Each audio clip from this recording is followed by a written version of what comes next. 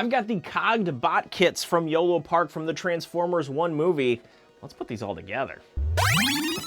Now here's the thing, I have put together the cogless bot modes of the Transformers 1 action figure model kit things from Yolopark previously. So if you haven't seen that video, be sure to check it out, because it starts the transition from where the heroes start with the cogless bots, and then we're going to move into the cogged bots, which are a little more familiar to most people. So for starters, we have D16, also known as Megatron. We also have Orion Pax, Optimus Prime, Elita-1, and Bumblebee. If you haven't put together a Yolopark model kit before, just know that it isn't all that complicated. You were given Lego-style instructions on how to socket the pieces together. It's more of a build-your-own action figure than it is anything where you have to snip, glue, or any of that. It's just all putting it together, and it will all fit into place. Like the cogless bots that I did a while back, let's take a look at each of these figures individually, and then we will talk about them as a group. The last thing that I want you to know about these is they do not transform. They are non-transforming Transformers, which seems contradictory, but you will see why. There's a lot of detail that goes on in these figures, and if any of the other Yolopark stuff is any indication, they will look phenomenal. Now here we have Elita-1 all assembled. When I was assembling Elita-1, I did run into quite a few troubles. The first part being the head. You're supposed to put these ears on either side of Elita, but what was getting in the way is this back plate right here, and what the instructions don't tell you is that you remove that to put those earpieces on and then put it all together. While we're still on the topic of instructions not being entirely clear, there were other areas where the character was put in the box differently than how the instructions were telling you to assemble it. One of the trickiest parts of this whole figure were these little side plates along the skirt of the figure. What was difficult about them is that they are attached to a spot that kind of just isn't attached to anything else. It is a very weak point, and I felt like if I was pressing too hard on it, I would snap the plastic and it could possibly break the figure. Another area that I was having difficulty with were the elbows. The way that it's kind of situated is not typical. That was fine, but what I was finding is that they weren't socketing in all that well, and ultimately this, let's see, right arm is very weak. It's a very weak arm, which is sad because it's the one that also holds the weapon for Elita-1. There isn't a very strong grip on this. The way that the thumbhole stock interferes with some of the robotic parts of Elita get into trouble, so this will fall off from time to time. Ultimately, when you assemble the figure and you get it into a pose that you like, it is a nice statue. The details on this, like most Yolopark figures that I've played with, are top-notch. You get some alternate hand sculpts, so you can point, you have a fist, you have the weapon hand that can hold the rifle. Are just really nice details here too. So right around the wheel, you can see there's some gold detailing in there. Very thoughtfully done, a lot of attention to detail. There's just a lot of stiff joints here that need some working out, and while you can get a lot of great dynamic poses with Elita-1 and you can see the inner workings, it isn't my favorite Yolopark figure that I've put together, and at this point I've put together quite a few. I'm hoping this trend doesn't continue through some of the other Transformers because, again, I can see through the box that the detail on them is great, but Elita-1 was kind of a shock compared to some of the other stuff from this same manufacturer that I put together. It just didn't feel the same. Now we have Bumblebee all assembled. What a night and day difference between Bumblebee and Elita-1. This figure went together extremely well. It clicks together. There is a very solid feel. And not only that, but it feels like there's even more detail than there was with Elita-1. You have to look at this gold chrome-like paint on Bumblebee. It looks phenomenal. It looks even better up close. And the way that it catches the light, because I have some different colored lights here around the studio, it gives it visual dimension. It gives it visual interest with it.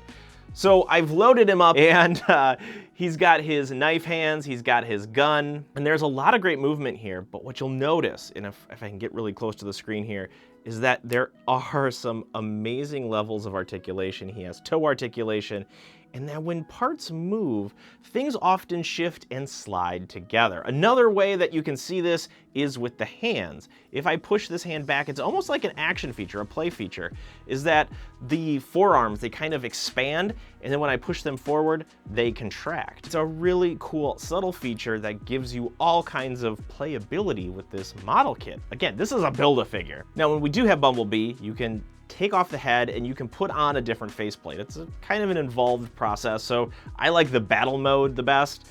And then there's also alternate fists. So if I didn't want the knife hands, didn't have to have those, I can put something different on. And then the blaster hand too, I think I'm gonna change this out because it just looks a little too small. It just looks a little awkward. But it's a cool addition, and again, it gives it that nice visual interest and distinction. It's got that chrome paint with the gold. It all looks so good together. This Bumblebee came together so beautifully, which makes me question Elita-1 just a little bit more. And if that wasn't impressive enough, we've got 2 more figures to go, Megatron and Optimus Prime.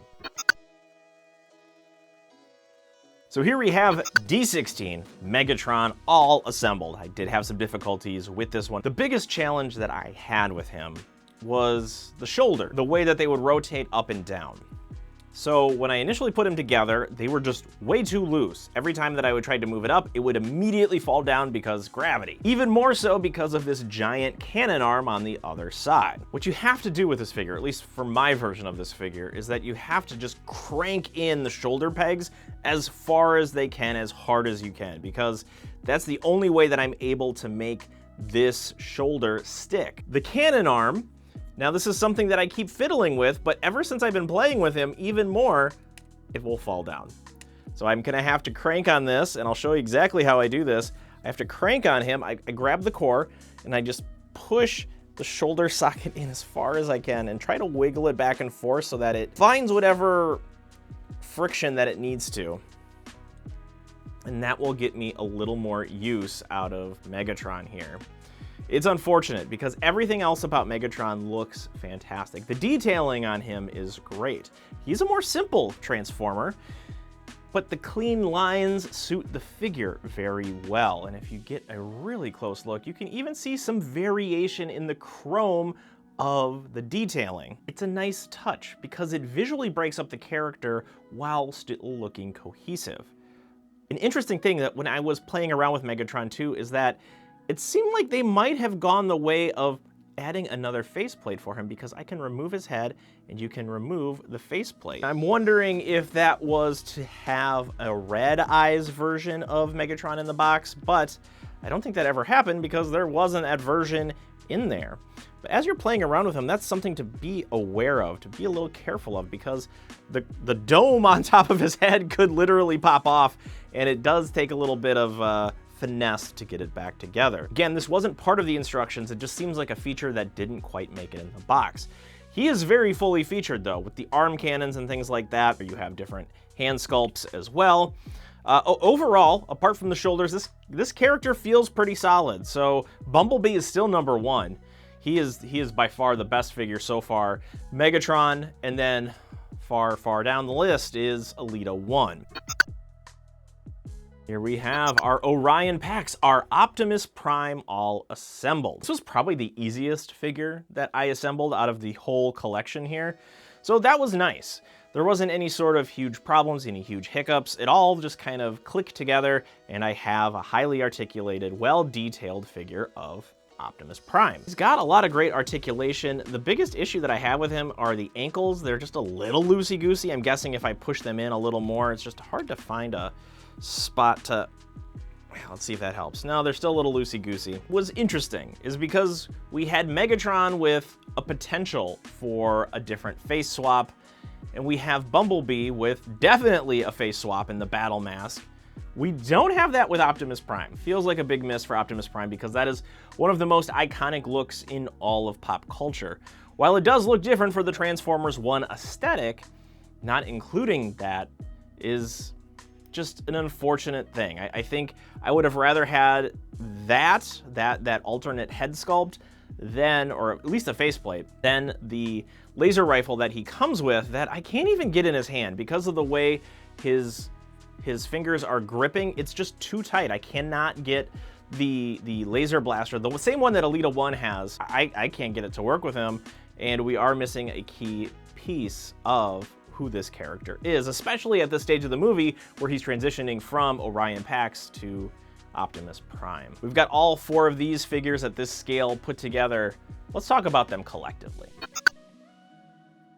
So when you stand these guys up and you get them into poses and you don't think too much about the articulation or the issues that you had putting them together, if you had any, they look great. These look fantastic. The detail is there if you are trying to capture the Transformers 1 aesthetic. There was one common issue across everyone that I did though, is that when I tried to put the hands on, those were the hardest parts to put on. If you get some of these and the hands are just as tight as they were on mine, use a little heat, it's gonna make your life so much easier to get that piece on, because there's always the worry, like if you're cranking on these things or you're using a lot of strength, is that they will break. And then when they break, you can't really articulate it. But across these 4 figures, it was interesting to see the differences with the whole line. Bumblebee by far was probably the one with the most attention put into him. And it's a really great figure as a result. The battle mask, the laser hands, the hand cannon, the whole stuff, like the whole thing. The paint job on Bumblebee is just phenomenal. It looks so good. There's so much depth and dimension to that gold color. It's a beautiful figure. And then on the opposite side, you have Elita-1, which does look great, but when you try to put it together with the instructions and there's things that just aren't matching up, and it just feels just not as well done as Bumblebee.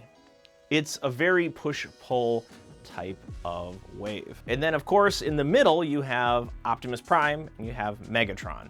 Now, Megatron would have been a really strong contender for who was the best figure between him and Bumblebee if it weren't for the shoulder issues that I was having with him. The fact that his giant cannon gets loose, he is a literal loose cannon, that doesn't make posability too much of an option unless you're very intentional and just kind of set it there. So if I had to recommend these figures in order, it would be Bumblebee, it would be Optimus, Megatron, and then Elita. And while Megatron and Optimus are better than Elita, Bumblebee just stands heads and shoulders above the rest. But here's the thing, if you want to have some Transformers 1 action figures that look great, that you're never gonna transform, you can assemble these in a way and just leave them in place and they will be amazing display pieces in your collection. But if you wanna take them off the shelf, if you wanna play with them, if you wanna tinker with them, might just be a difficult time. The interesting thing about these Transformer 1 figures is that we have other things to compare them to. We have the G1 Transformers to compare, and we also have the Rise of the Beast Transformers to compare,